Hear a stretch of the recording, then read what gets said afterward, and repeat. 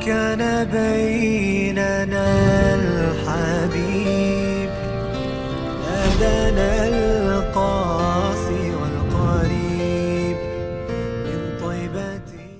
Kerana hari-hari ini kita masih membesarkan Allah Ta'ala, khususnya pada zaman-zaman ujian, zaman-zaman yang memerlukan kita tabah, kena ingat yang maha besar hanya Allah, yang ampunya tadbir hanya Allah, yang ampunya hak hanya Allah. Manusia boleh bikin apa yang manusia rasa patut, tetapi sebenarnya apa sembah kita hanya kepada Allah, perhambakan diri kita hanya kepada Allah, Tuhan kita hanya Allah yang maha besar. Allah, Allah, Allah, Allah. Kita rasa apa sekalipun yang kita rasa sekarang ini, tetap Allah tu ada dan tetap Dia yang maha besar. Dari segala siapa-siapa yang merasa dirinya besar sekalipun, Allah maha besar. Allah maha besar, maha agung, maha kaya. Kena banyak-banyakkan ucap takbir selepas sembahyang pada musim-musim hari tasyrik begini. Ingat Allah maha besar. Belakangan hari ini ada beberapa orang sahabat call saya, wallahualam lah, saya tak tahu mereka dapat info daripada mana. Kata mereka, Ustaz, katanya tak lama lagi akan tiba waktu huru-hara besar, akan tiba waktu umpamanya kalau berlaku peperangan dunia ketiga ataupun bagaimana, kemana kita nak lari? Adakah patut kita dari sekarang cari kat tempat-tempat yang kampung-kampung, yang dusun-dusun? Adakah sekarang patut kita lari ataupun apa kita nak buat? Savekan makanan kita ke? Savekan harta kita ke? Savekan wang dalam bank kita ke? Yang awal mula kita kena save dari dahulu sampai sekarang ialah iman kita tu saja. Iman yang kita kena save. Yang lain daripada itu, kalau save iman, yang lain itu save tak save pun, kalau tak save iman, yang lain walau dapat save, dapat selamat sekalipun, harta dapat diselamatkan sekalipun, rumah dapat diselamatkan sekalipun, juta-juta wang kita dapat diselamatkan sekalipun, kalau tak ada iman, semuanya yang apa yang kita dapat, semuanya akan luput belaka. Sama ada kau selamat ataupun tak selamat. Tetapi kalau kau tak ada iman, kau akan luput dunia. Kau sangka kalau musim ada berlaku perang apa semua, kau boleh selamatkan harta kau boleh selamatkan rumah kau boleh selamatkan apa semua. Taruhlah kau seorang selamat, orang lain semua rumah kena bom. Taruhlah kau punya harta selamat, orang punya harta semua binasa. Tetapi berapa lama kau dapat kecapi itu semua? Sayugianya yang di save sekarang ini ialah iman dahulu. Iman dahulu save. Maka apabila save iman, rumah dapat save tak save, lain cerita. Rumah tak dapat save, asal dapat save iman, tak apa. Makanan tak dapat save, nyawa anak isteri tak dapat save, iman dapat save, boleh jumpa balik anak dan isteri. Kalau iman dapat save, dapat balik harta kita yaumil akhir. Kalau dirampas orang, boleh tebus balik yaumil akhir. Tetapi kalau dan yaumil akhir tu sangat dekat bagi kita. Putus nyawa saja masuk kita pada babak pertama daripada babak-babak akhirat, iaitu kematian kita, ya. Tetapi kalau iman kita tak dapat save,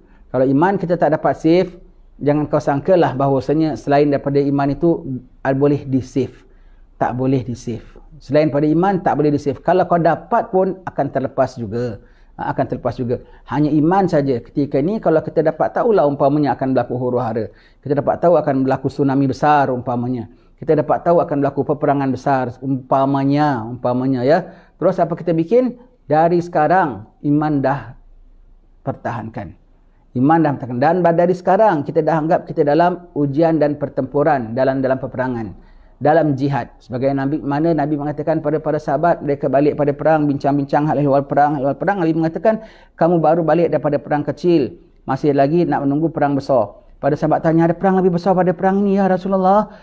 Sebab perang tu dah besar lah daripada zaman sahabat, ya. Maka Nabi bilang, itulah perang lawan hawa nafsu. Perang lawan hawa nafsu lah yang paling besar.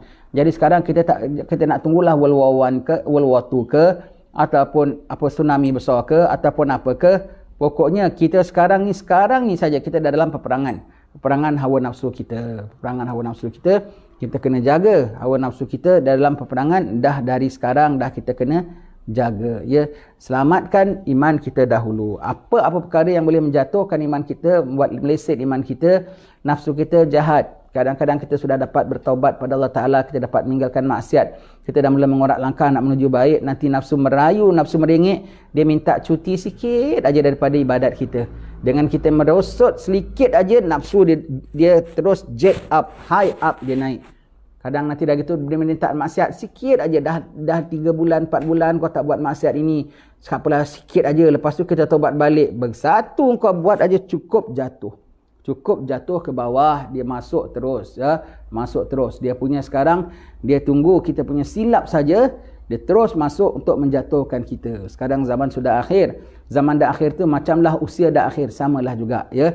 Maka dia akan cuba sedaya upaya dia orang pada sekaratul maut untuk dikafirkan orang itu.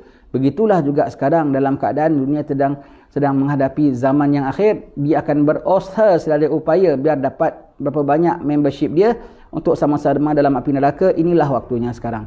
Maka yang perlu kita selamatkan nombor satu ialah apa? Iman kita dahulu. Iman kita selamat, yang lain itu serah kepada Allah Ta'ala. Selamat ya Alhamdulillah, tak selamat pun asal iman selamat, masih tetap kau selamat. Ya, begitu ya. Tentang jangan gocoh ya. Yang orang tanya, ada orang fulan-fulan mimpi sekian, ada orang fulan-fulan mimpi suruh diarah supaya pindah sekian. Mimpi memang ada, mimpi memang menjadi alamat, mimpi memang jadi petunjuk pada akhir zaman. Tetapi adakah mimpi itu memang betul? Tetapi adakah takwil kita tu betul? Orang mimpi, kalau kita sendiri mimpi pun takwilnya tak boleh sembarang. Taruh mimpi itu memang alamat, tetapi kita punya takwil faham tak betul. Ini pula kalau orang mimpi.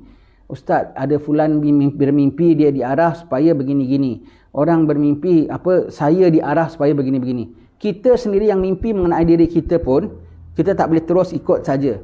Memang betul mimpi itu isyarat, memang betul mimpi itu adalah petanda, memang betul mimpi itu akhir zaman menjadi petunjuk bagi orang-orang mukmin. Tetapi takwilnya bukan ikut kehendak kita. Zahir saja, hadis saja yang zahir ini, tafsirannya ikut fahaman ulama, Ini kan pula mimpi.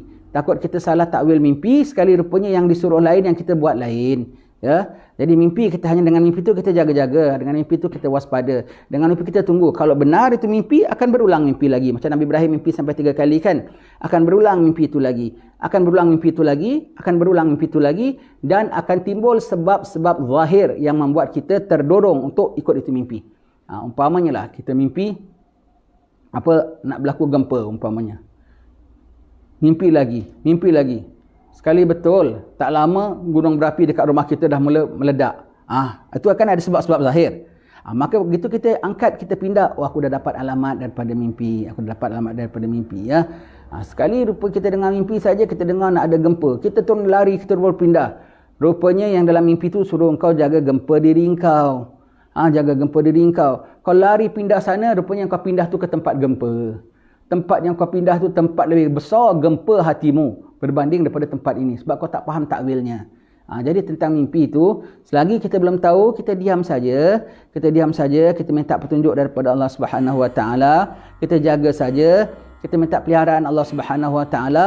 Tidak boleh kita ambil tindakan menjadi kita buat sesuatu ataupun tak jadi kita buat sesuatu lantaran daripada mimpi. Hadis Nabi SAW sendiri, ayat Quran sendiri, kita tak boleh tafsir ikut suka-suka kita. Yang zahir ini daripada Rasulullah. Ini kan pula mimpi kita. Mimpi memang kita tak boleh nafi, memang mimpi betul. Mimpi Fir'aun pun betul, mimpi Namrud pun betul. Tapi dia punya takwil tu betul, sebab dah disebut dalam Al-Quran. Kita ni, mimpi kita ni betul ke tak betul? Mimpi betul ke tak betul? Kalau betul sekalipun, sementara nak tunggu mimpi itu zahir, kau banyak kerja lain tak nak buat? Banyak. Taruhlah kau mimpi bahawasanya akan berlaku perang besar dalam tempoh yang terdekat. Baik, apa kau nak bikin? Tak payah tunggu mimpi pun, iman kau kena jaga. Tak payah tunggu perang pun, iman kau kena jaga. Apatah lagi kalau kau dah dapat alamat mimpi. First yang kau save ialah imanmu, ya. Jadi hati-hati tuan-tuan sekalian dia, pada waktu-waktu akhir begini ya. Waktu-waktu akhir begini, sayugianya kita jangan ambil tindakan apa-apa kecuali dengan nasihatlah ada orang-orang alim yang kita boleh percayai, orang-orang alim yang kita rasa patut kita minta nasihat dia. Itu sebaiknya, jangan kita panik sendiri ya. Nanti kadang-kadang kita punya panik yang buat kita jatuh, kita punya panik yang buat kita kebingungan, makin payah kita nak atur langkah. Tenang dahulu, Allah ada, mohon pertolongan Allah, mohon rahmat Allah, mohon peliharaan Allah Ta'ala.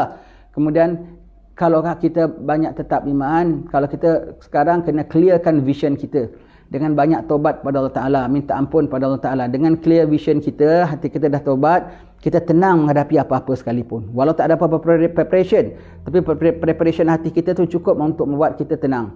Dan dengan kita dah taubat, hati kita lapang, takdir berlaku perkara-perkara apa yang huru-hara rupanya sampai zaman kita, rupanya yang Nabi cakap, kita akan di-guide oleh Allah Ta'ala. Bersihkan hati dulu.